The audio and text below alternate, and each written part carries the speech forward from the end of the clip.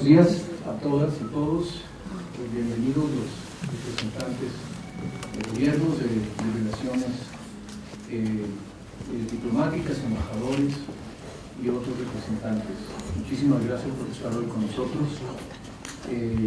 Sin más trámite, voy a presentar a la señora subsecretaria para América Latina y el Caribe, quien en una agenda apretadísima el día de hoy, porque hay una serie de reuniones importantísimas en Cancillería, ha tenido la gentileza de acompañarnos para hacer esta presentación.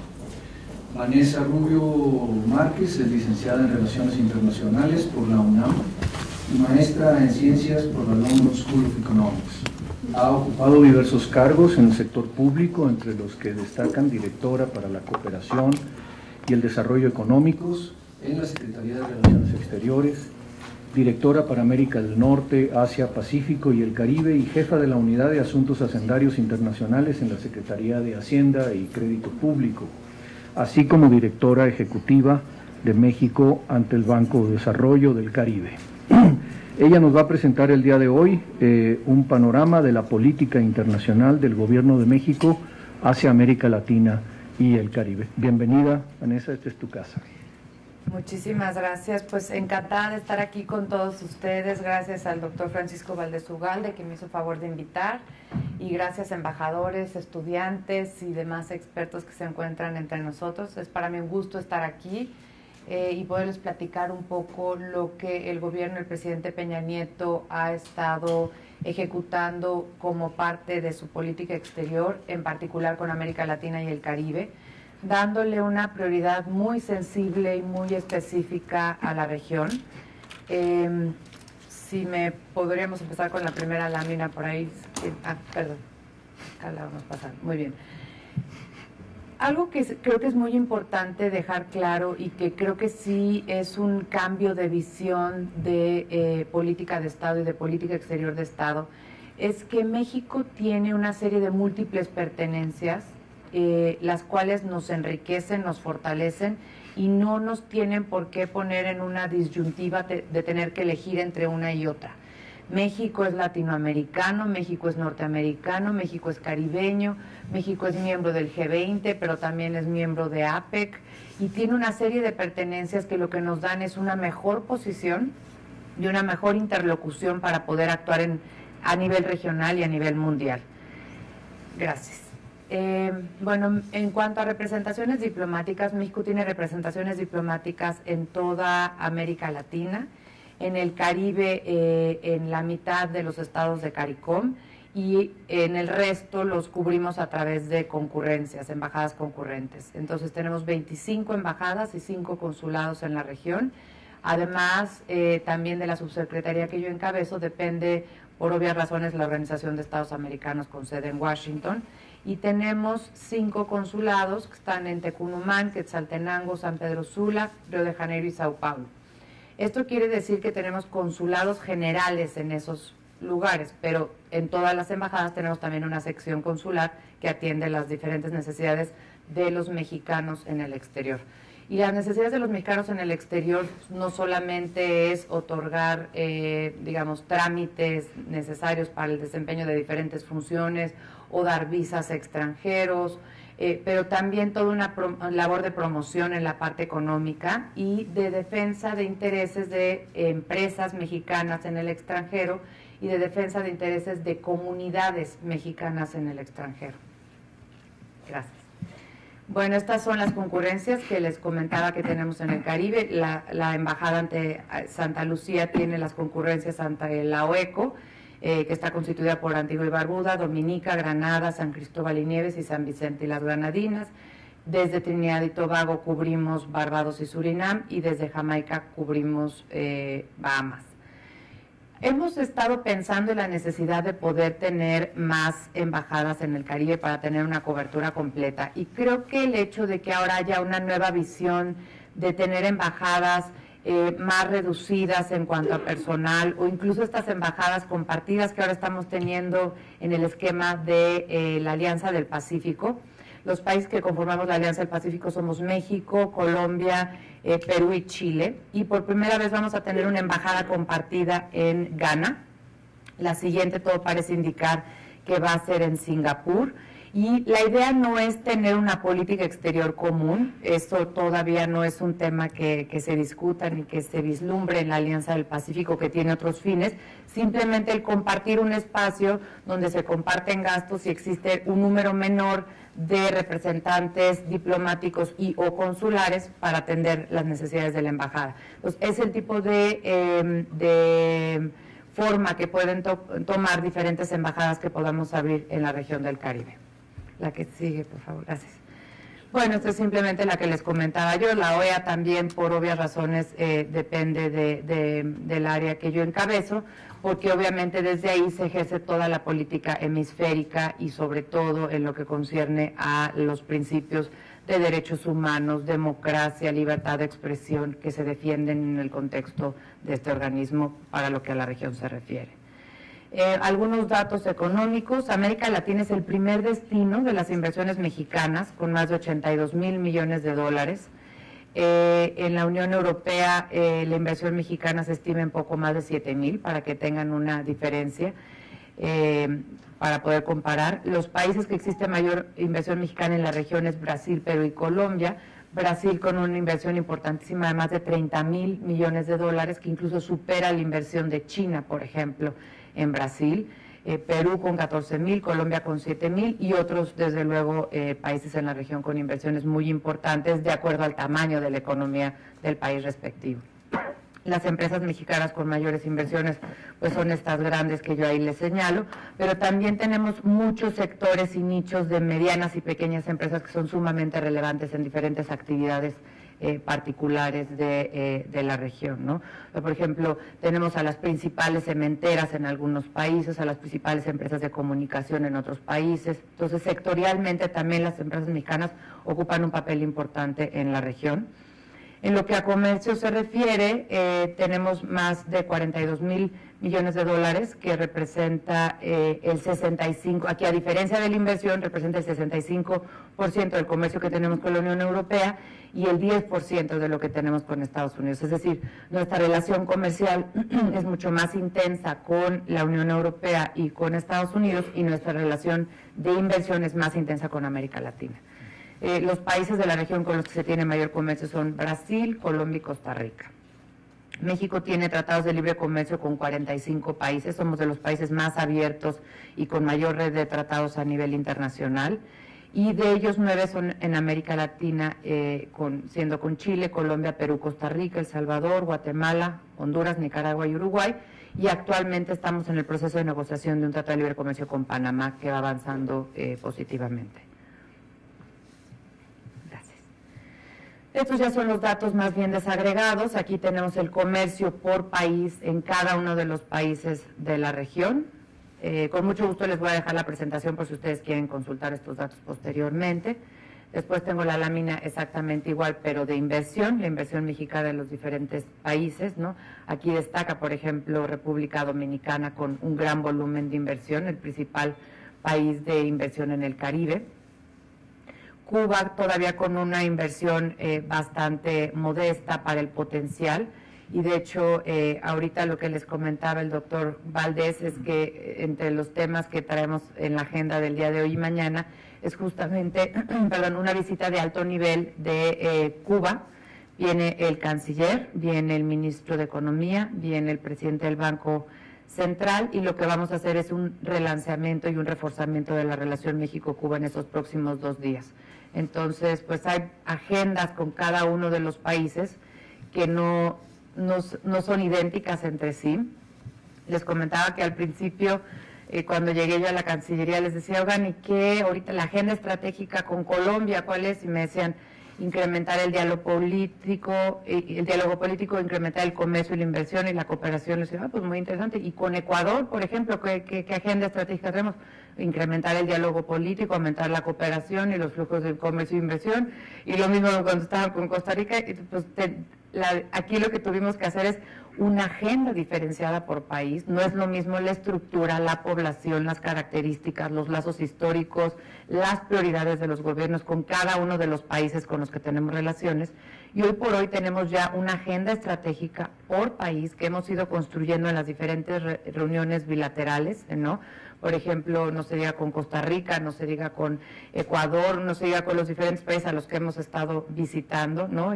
Paraguay, Uruguay, Bolivia, Venezuela, Cuba.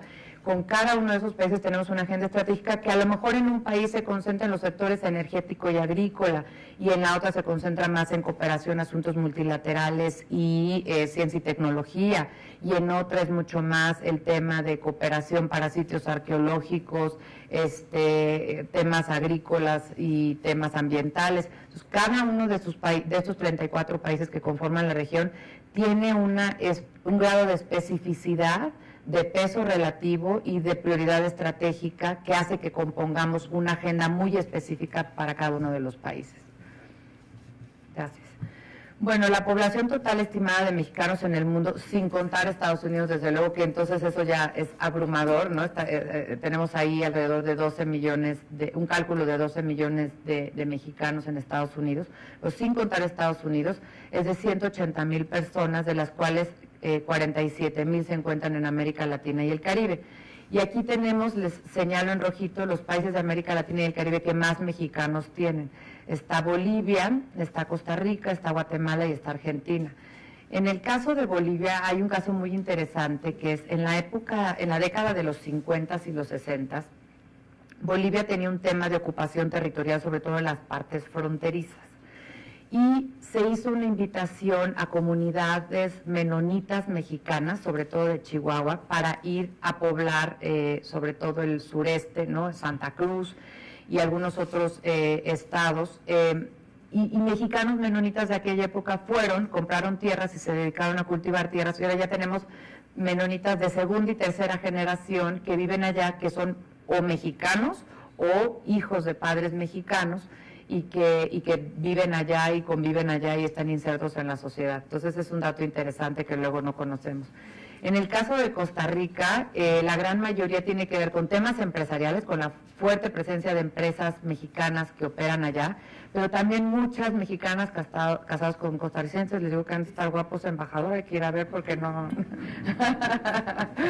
no tenía yo ese dato que hace poco me dieron. Entonces esa es la gran mayoría. Bueno, Guatemala evidentemente por la cercanía y Argentina por los vínculos históricos que se han tenido tanto de exiliados argentinos que vinieron a vivir a México y que regresaron a hacer familia en Argentina, y temas vinculados con comercio y inversión también.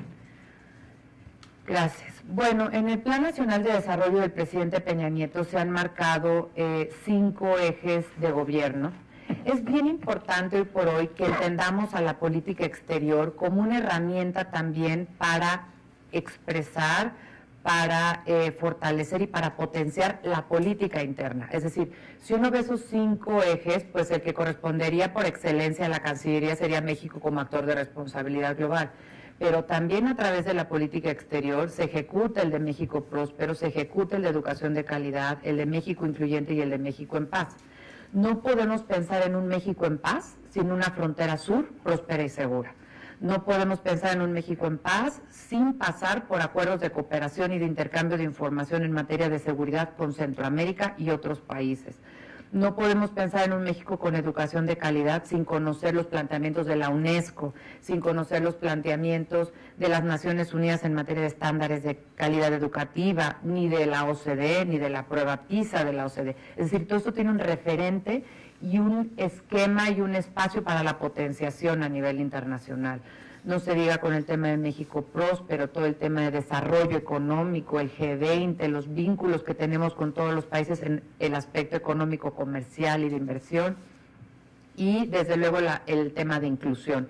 La gran mayoría de nuestros países en América Latina y el Caribe se debaten todos los días con un tema prioritario que es el combate a la pobreza, el combate al hambre, la inclusión social y el crear tejido social que nos permita tener más posibilidades y darles a nuestras sociedades, a nuestros ciudadanos, manera para desarrollarse. Entonces, este también es un tema de diálogo constante a nivel bilateral, a nivel regional y a nivel multilateral. Entonces, todo esto tiene un referente en la política exterior y, desde luego, particular énfasis en México como actor de responsabilidad social. ¿Por qué? Porque México está resuelto a jugar un papel determinante en América Latina y el Caribe, en fortalecer la relación, por ejemplo, con SICA, con el Sistema de Integración Centroamericano, en la Asociación de Estados del Caribe, en el diálogo con CARICOM. México forma parte de los 3 bancos subregionales de desarrollo que operan en la región: el Banco Centroamericano de Integración Económica, el Banco de Desarrollo del Caribe y la Corporación Andina de Fomento en el sur. También es miembro del BID, también es miembro del Banco Mundial. Entonces, todo este tema es un entramado de participaciones mexicanas en lo bilateral, en lo regional y en lo multilateral, que nos da una responsabilidad con la región en materia de, sobre todo, de cooperación también.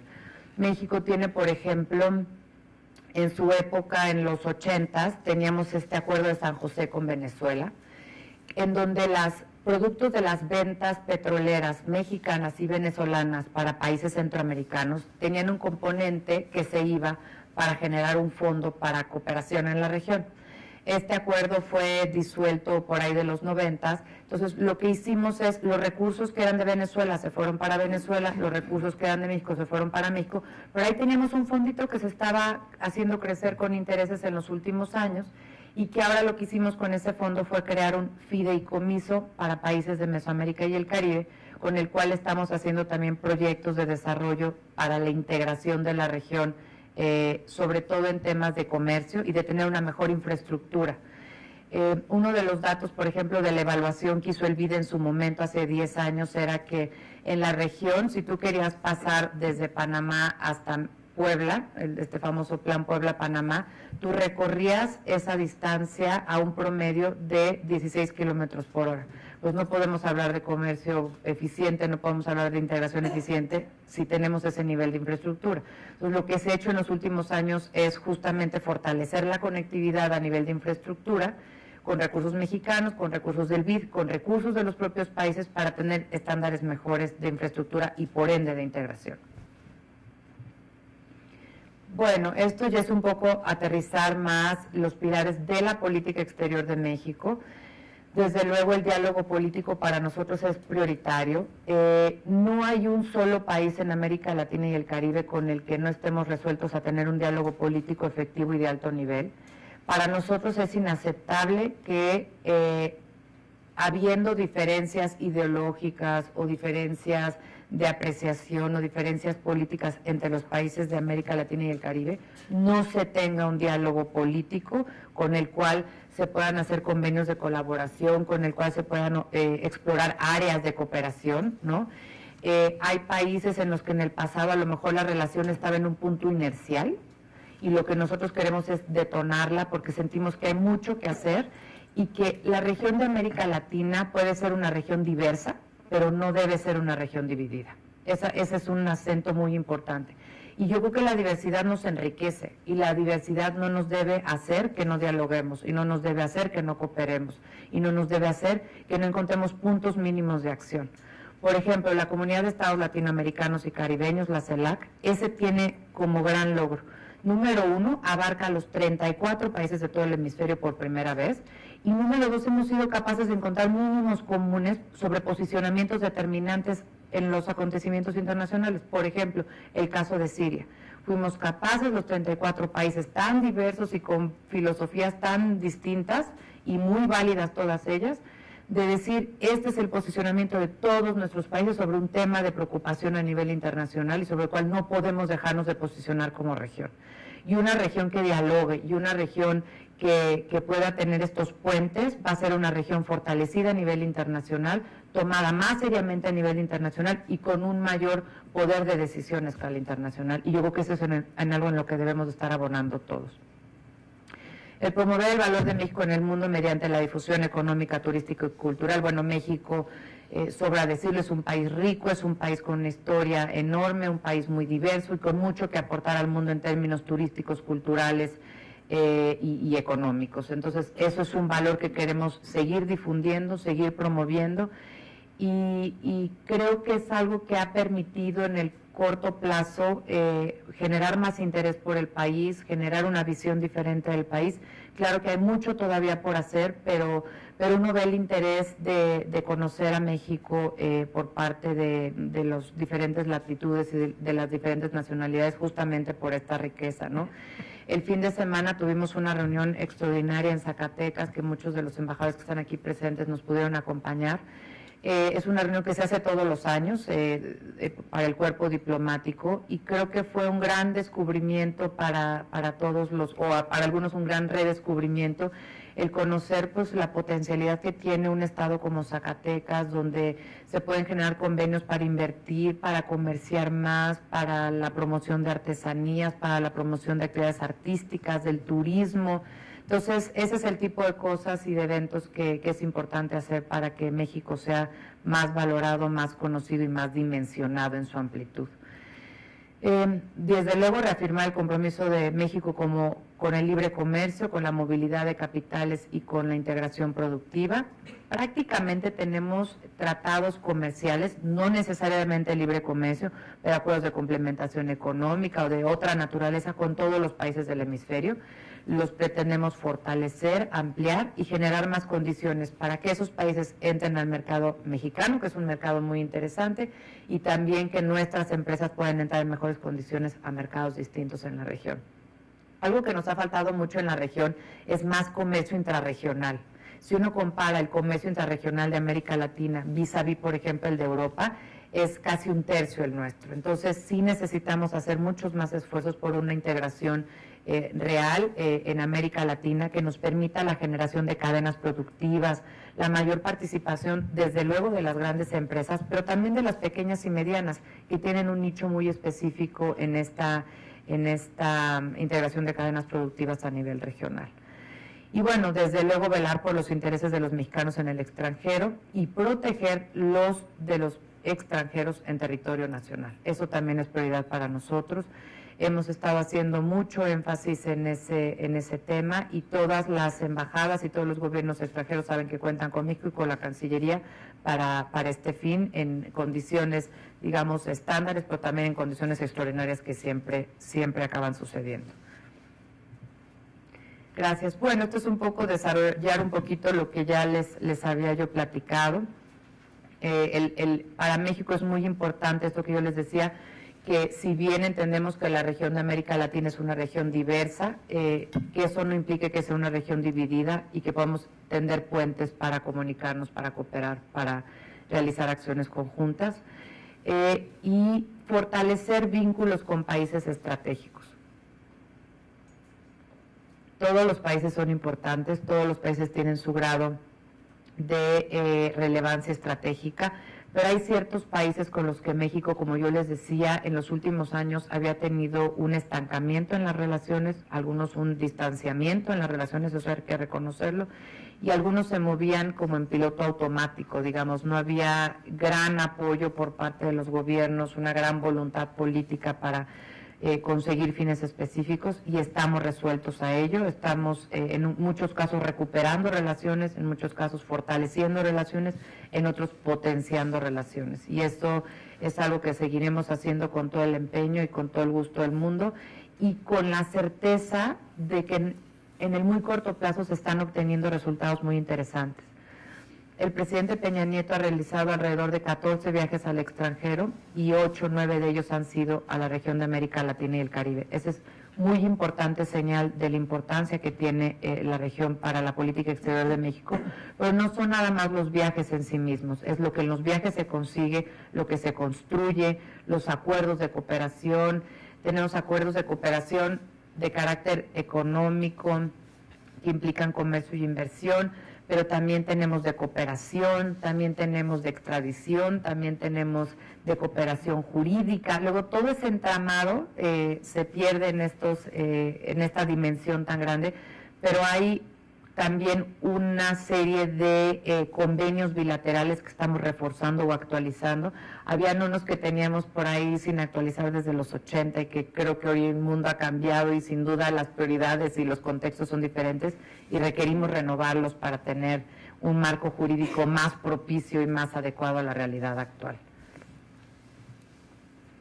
Bueno, aquí en particular, acciones que hemos hecho este año concretas ha sido el relanzamiento de la relación con Brasil, el relanzamiento de la relación con Cuba, que justamente les digo que va a suceder el día de hoy y mañana, la frontera sur próspera y segura, que es un proyecto de muy largo alcance que estamos haciendo con diferentes secretarías de Estado, desde luego Gobernación, PGR, aduanas, economía, desarrollo social, porque sí creemos que la prosperidad y la seguridad de México pasan por la prosperidad y la seguridad de Centroamérica. Y tenemos un proyecto muy claro, por ejemplo, para fortalecer la infraestructura fronteriza, para mejorar los cruces, para generar puntos internos de control.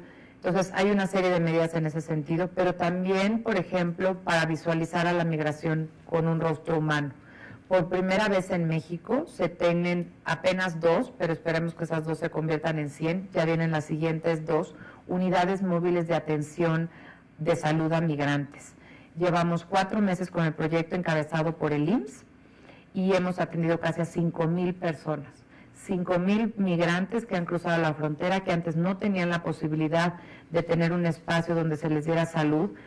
El principal padecimiento por el cual van es enfermedades broncorrespiratorias muy severas, pero también tienen niñas, mujeres, adultos, mayores, problemas propios de venir caminando desde distancias muy largas, fracturas de huesos, digamos, problemas de piel. Entonces, todo esto para nosotros ha sido algo nuevo, pero que hemos estado resueltos a que los migrantes y los humanos tenemos derechos humanos que son superiores y están por encima de la calidad migratoria que cualquier ser humano tenga en cualquier país. Entonces, este ha sido un proyecto al cual hemos echado muchas ganas. Les digo, estas 2 centros de atención ahora se van a convertir en 4 y la idea es generar muchos más puntos de atención de salud para migrantes.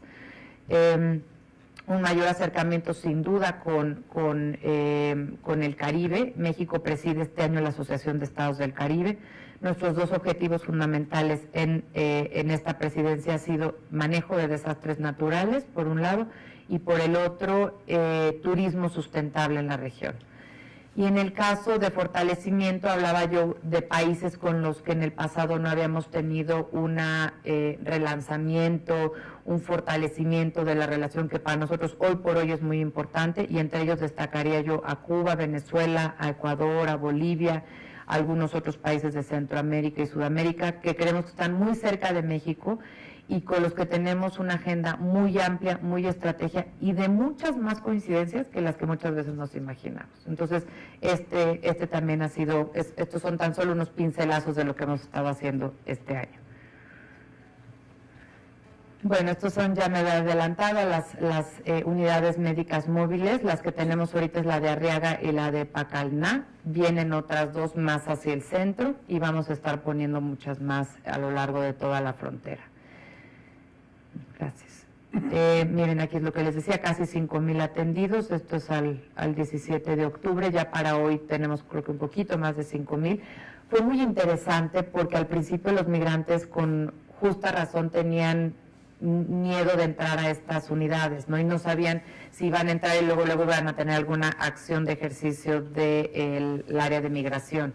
Este es un proyecto completamente aislado. Este es un proyecto del Instituto del Mexicano del Seguro Social, del IMSS, con la Cancillería, y se ha ido incrementando exponencialmente la atención. Los primeros días recibíamos 1, 2, los 2 días siguientes días recibíamos 3, 4, y luego empezamos a recibir de 50, y de 50 ya se nos fueron a 100, y de 100 se nos fueron a 200. Entonces, esto lo que ha querido decir es que la gente ha tenido confianza en los centros y han, digamos, corrido la voz para estas atenciones. Se dan cartillas de vacunación incluso. Entonces, la verdad es un proyecto en el que le vamos a seguir metiendo mucho interés y los recursos que sean posibles para este destino. Aquí están las diferentes nacionalidades que han sido atendidas. La gente también muy dispuesta a contestar las encuestas. Se les dice que es nada más con fines estadísticos para nosotros. No les preguntamos nombre, nada más nos dicen si es hombre o mujer, se anota para qué padecimiento fueron atendidos, de qué nacionalidad son, y eso es básicamente lo que se les pregunta. Pero para nosotros la estadística es muy importante, porque además les digo que se ha ido incrementando exponencialmente la atención para estos migrantes. Bueno, esto es lo que ya les comentaba de frontera sur próspera y segura. En el caso de Belice tenemos una frontera de 240 kilómetros a lo largo de ambos países. En el caso de Guatemala es una frontera de casi 1000 kilómetros. En el caso de Guatemala tenemos 8 cruces formales, en el caso de Belice 2 cruces formales, y desde luego hay una infinita cantidad de cruces informales, que incluso las poblaciones hacen su carreterita informal pues para poder pasar de un lugar a otro, porque muchos trabajan en un lugar y se regresan en la noche, o muchos realizan compras en el lado mexicano y se regresan a Guatemala o a Belice. Pero bueno, la idea es, sin perder el sentido de comunidad que tiene esa frontera, también darle orden y darle seguridad, porque eso es importante para todos los países, ¿no? Tenemos, por ejemplo, 600,000 ingresos a través de la frontera de Belice al año y 2 millones de ingresos a través de la frontera de Guatemala al año. Bueno, esto es más bien ya todo el entramado de organismos internacionales regionales que yo les comentaba. Por una parte está la Organización de Estados Americanos, está la Comunidad de Estados Latinoamericanos y Caribeños, tenemos la Iberoamericana, que por cierto ahora México tiene la presidencia pro tempore, nos la acaba de pasar Panamá hace unas semanas. Tenemos la LADI, la Asociación Latinoamericana de Integración, la Asociación de Estados del Caribe, SICA, la Alianza del Pacífico, desde luego, el Sistema Económico Latinoamericano del Caribe y CARICOM. Hicimos alguna vez un recuento en la subsecretaría que hay más de 200 mecanismos de integración en la región, bueno, mecanismos regionales en la región. Hay unos que tienen que ver con temas agrícolas, otros que tienen que ver con ciencias naturales, o sea, hay una diversidad enorme, pero estos son, digamos, los más globales dentro de la región, y los que tienen un nicho particular con el cual México interactúa de manera constante en sus diferentes actividades. Por ejemplo, el año que entra México va a organizar 4 cumbres en México, va a organizar la de la Asociación de Estados Latinoamericanos y Caribeños en el primer cuatrimestre, también la de CARICOM México. También va a tener la presidencia pro tempore de la Alianza del Pacífico, nos va a tocar organizar cumbre entre mayo y junio, y vamos a cerrar el año en diciembre con la cumbre iberoamericana. Entonces México tiene estos 4 compromisos de alto nivel en la región, nada más para el 2014, y para ello estaremos haciendo agendas muy concretas. Eso a México le importa mucho. El diálogo político es importante, pero también tener resultados concretos en cada una de estas vertientes, que estaremos trabajando con los países miembros de cerca, desde luego. Bueno, la Alianza del Pacífico, nada más para comentarles un poco, sé que es un tema que ha desatado interés de varios países. Tenemos hoy día 20 observadores, 4 miembros, los que ya les decía yo, y 20 observadores en la Alianza del Pacífico. 5 más han solicitado ya su ingreso como observadores. Entonces tendremos 25 países observadores que van de todas las latitudes. Es un sistema de observaduría muy diverso. Está Ecuador como observador, pero también está China, también está Turquía, también está Paraguay, también está Uruguay, también está Estados Unidos, también están algunos otros países de Centroamérica como Guatemala. Entonces, realmente lo que ha despertado la Alianza del Pacífico es interés por saber qué está sucediendo en este foro. Yo les diría que en este foro están sucediendo las siguientes cosas. Número 1, es un foro de integración profunda que abarque el libre comercio. Es como un acuerdo de nueva generación, ya no son los TLCs tradicionales que se negociaron en los 90, o sea, abarque el libre comercio y sin duda es muy importante.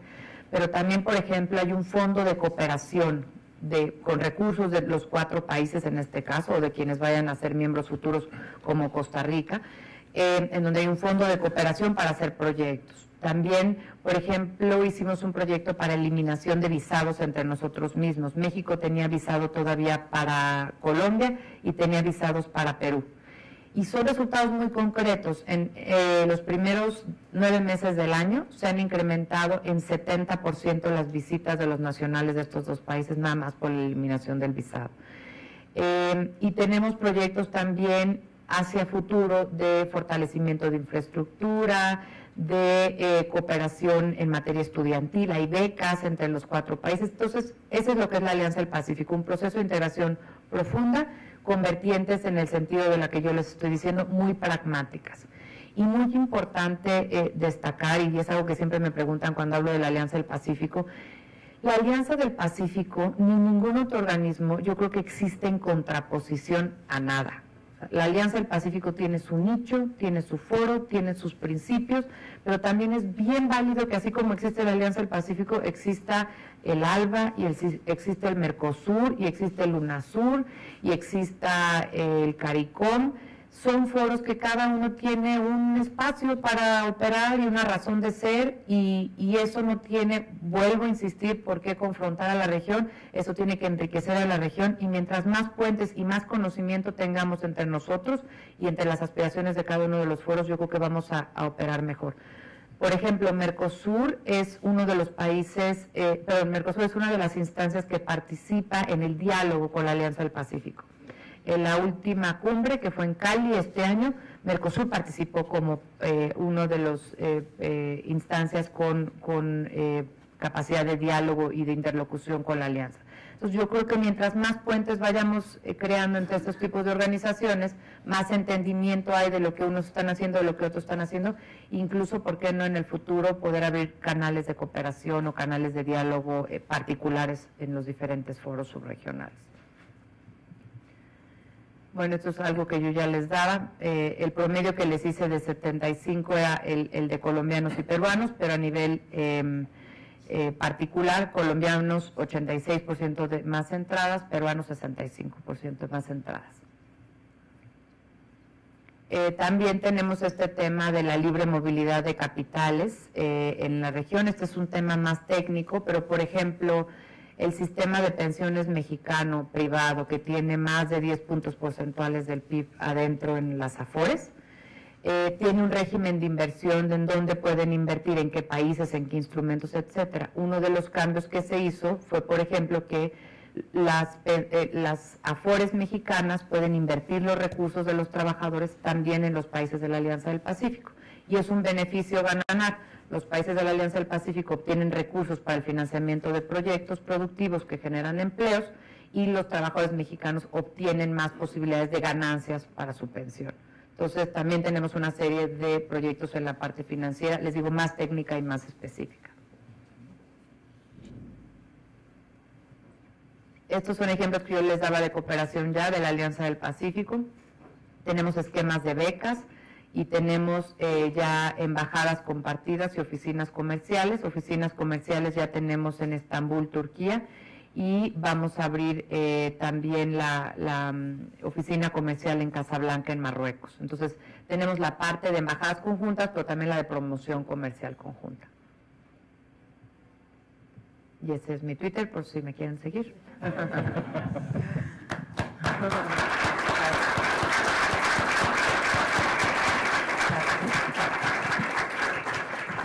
Muchas gracias, señora subsecretaria. Bueno, un par de comentarios muy breves, considerando el problema del tiempo.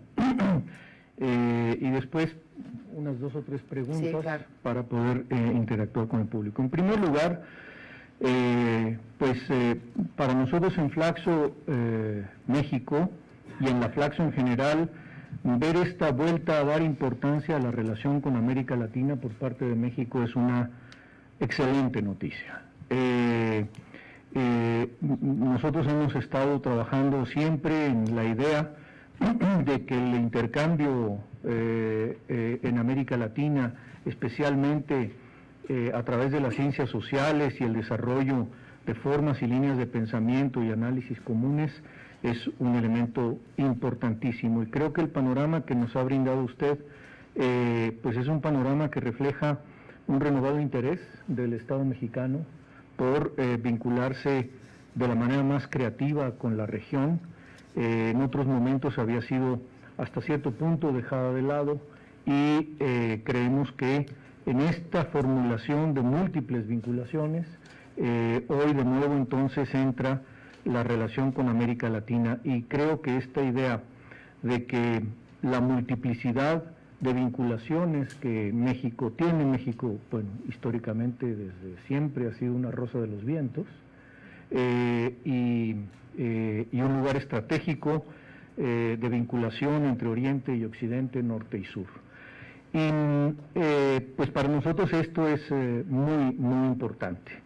Un segundo elemento y después una pregunta es, Flaxo también es un mecanismo regional, y nos interesa mucho a Flaxo, desde luego en México, pero en todo el continente, tener la mayor posibilidad de cooperación técnica y científica con los diferentes países, especialmente con aquellos en los cuales, como Ecuador y México o Argentina, hay por mencionar solamente 3 de 13 países donde Flaxo actúa.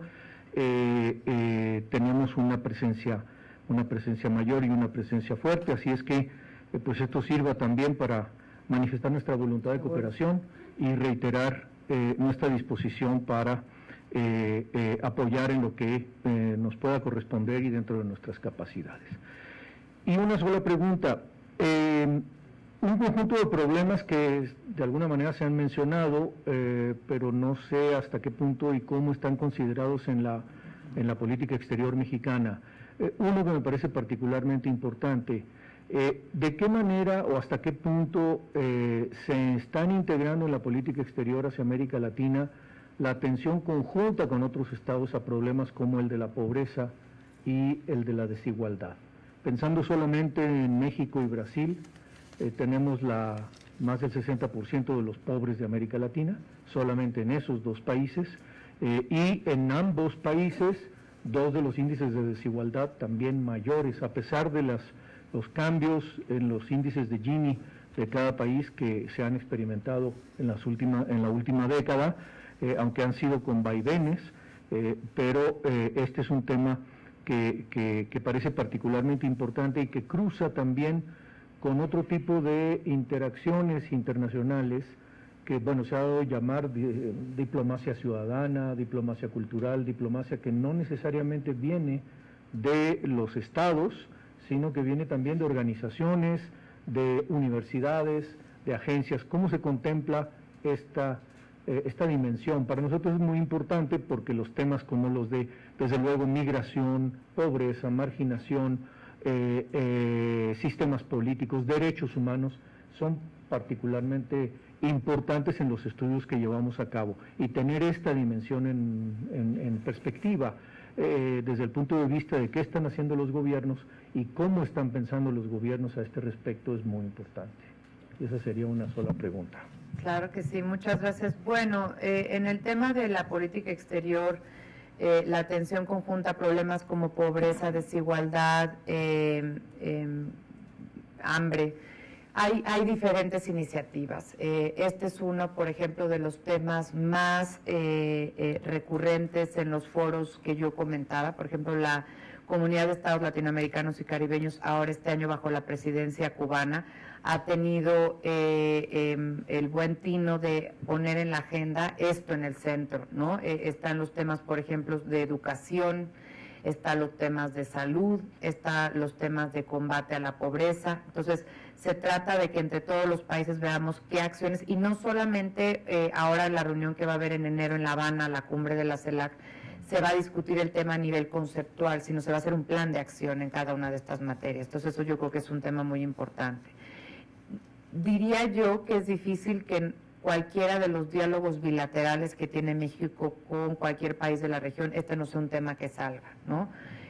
Siempre, por ejemplo, en el caso con Guatemala, estamos haciendo que el programa de lucha nacional contra el hambre, y que en el caso de Guatemala es Hambre Cero, se pueda hacer un proyecto conjunto en los municipios más pobres que están en la franja fronteriza. Ese es un proyecto concreto y por eso el presidente Otto Pérez Molina vino a uno de los eventos en Guerrero de la Cruzada Nacional contra el Hambre para cerrar ese proyecto en los municipios fronterizos de México y de Guatemala.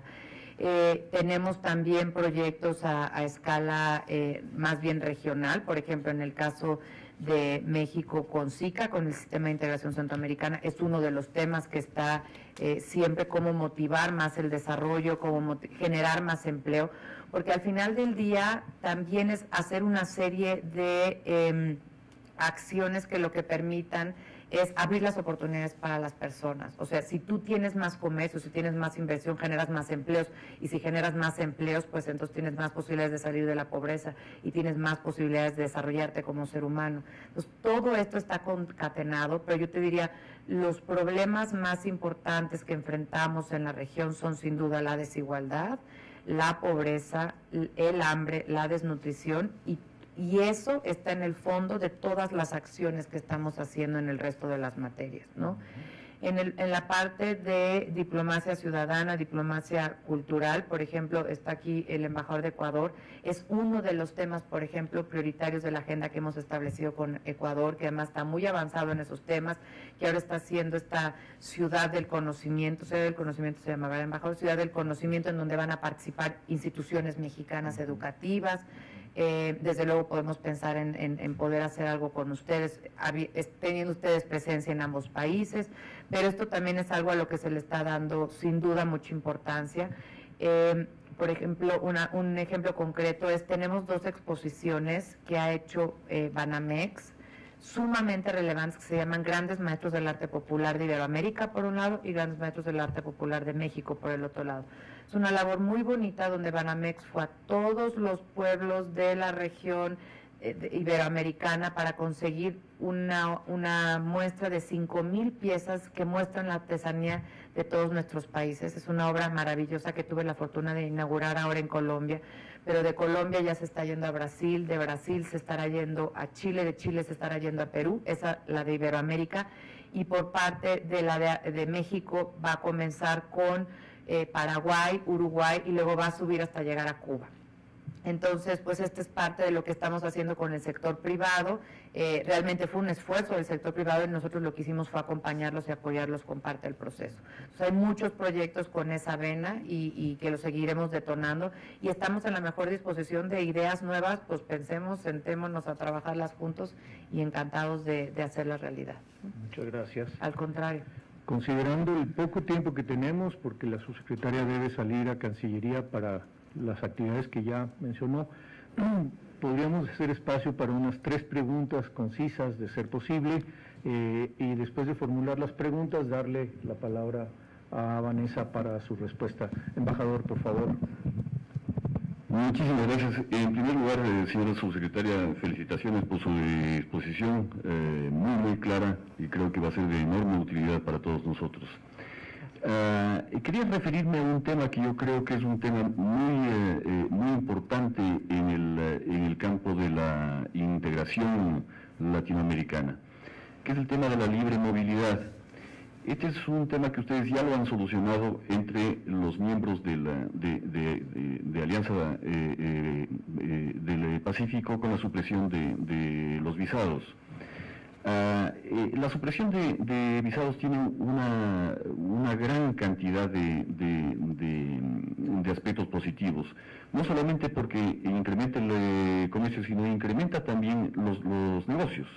O sea, el nombre de negocios, pues, simplemente toma el avión y llega y va y cumple con su objetivo. ¿Han pensado ustedes en ampliar este campo al resto de países latinoamericanos? Gracias. Gracias. ¿Otra pregunta? Alicia Puyana, profesora de la Flaxo. Muchas gracias a la señora subsecretaria. Excelente su presentación con una cantidad de ideas que nos va a poner a reflexionar para hacer preguntas o propuestas más concretas. Muchas gracias.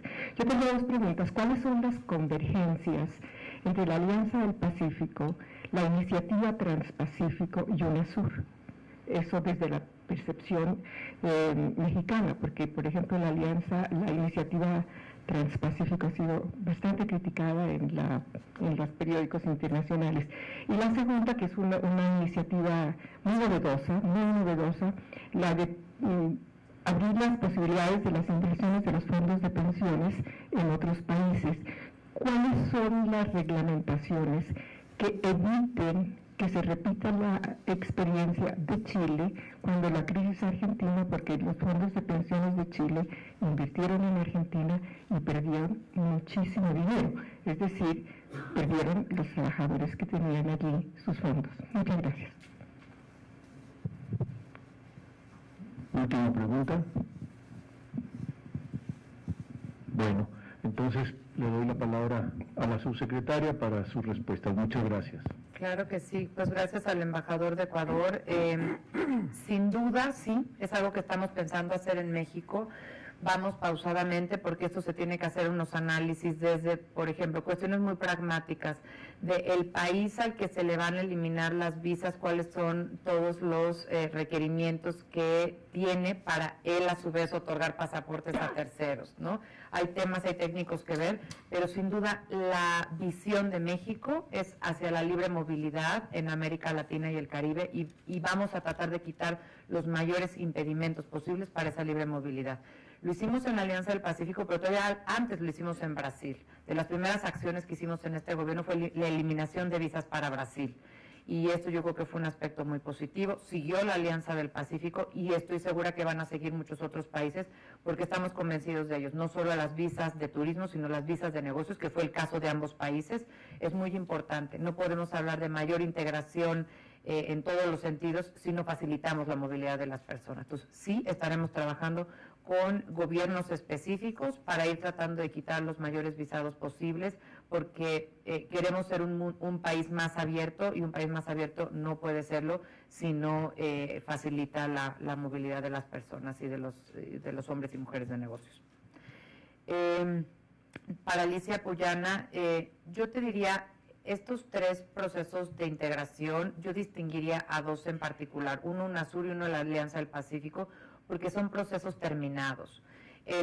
La UNASUR tiene un objetivo muy particular, miembros particulares. México, por ejemplo, es país observador, participa en algunas de las reuniones, sobre todo las cumbres de UNASUR, y en el caso de la Alianza del Pacífico, como yo decía, es un mecanismo de integración profunda y abierta, con un alto sentido y un alto propósito de que participen más países en el futuro y que participen de diferentes maneras. Países como Costa Rica, que ya cumplen con todos los requisitos para ser miembros y que han manifestado su interés de ser miembros, ya tienen por establecerse un grupo de trabajo para su integración.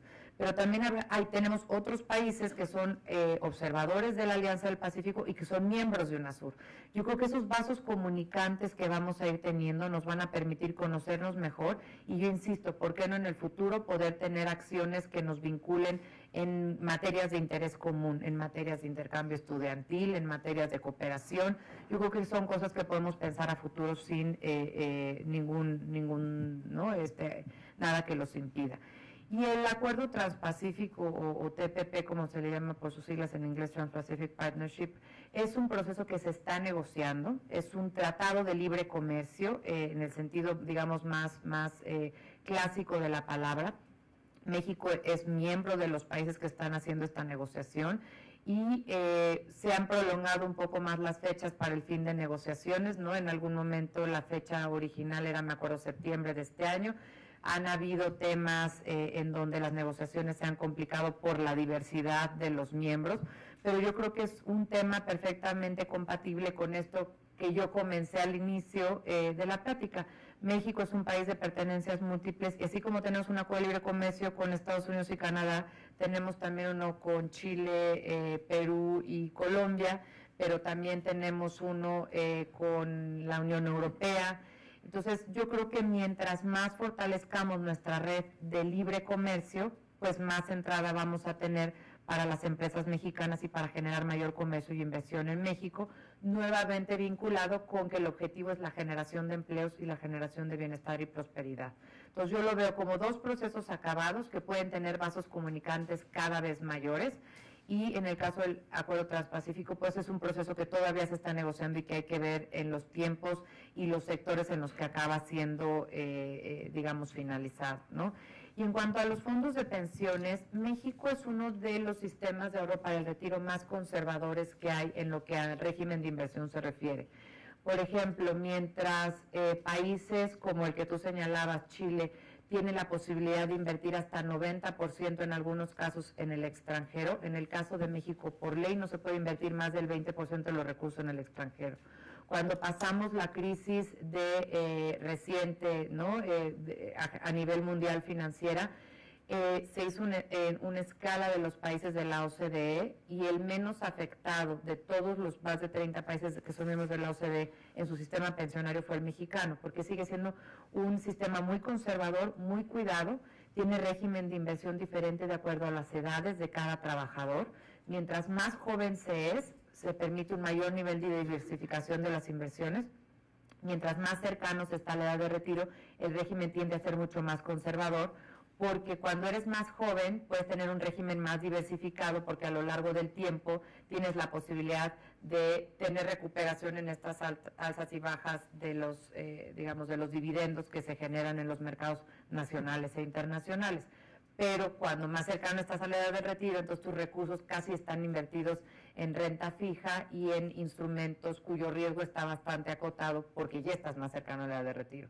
Entonces creo que es un sistema que para el caso de los trabajadores al servicio para el sector privado, su reforma fue desde el 97, para los casos de los trabajadores del sector público su reforma fue en el 2007, y es un régimen bastante cuidado, porque lo que se quiere es incrementar las pensiones para el momento del retiro y disminuir en la mayor cantidad posible el riesgo que estas inversiones implican. Pues muchísimas gracias, señora subsecretaria. Pues no me queda sino aprovechar la ocasión y la bondad de su presencia para agradecer su disponibilidad, su conferencia tan interesante, y desde luego por su conducto agradecer al canciller el compromiso que la Cancillería ha tenido con la Flaxo México y del Gobierno de México con esta institución, que pues lo que tenemos aquí, lo que vemos aquí, y la actividad que podemos desarrollar ha sido sobre todo gracias a ese compromiso de México con América Latina desde hace ya 38 años. Estamos recién en la semana en que cumplimos ese aniversario, y pues aprovecho la ocasión para darle las más sentidas gracias y obsequiarle unas pocas recientes publicaciones de la institución esperando que sean de su interés. Gracias, Muchísimas doctor, gracias. Muchas gracias. Gracias.